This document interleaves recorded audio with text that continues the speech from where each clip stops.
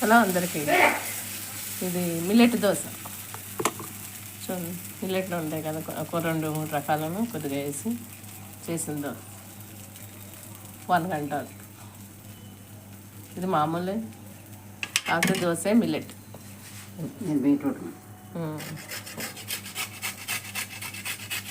Beetroot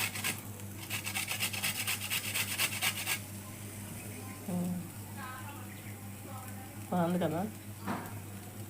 ఇది వచ్చు రాగి, కొన్ని మిల్లెట్ ఇలా వస్తుంది. రాగి ఉండటం వలన మనకి ఎలా కావాలితే అలాగా పల్స్గా వస్తుంది. బుల్లి కత్తిపేట, ఈ కత్తిపేటతో కాదు, కత్తిపేట చూపించాము.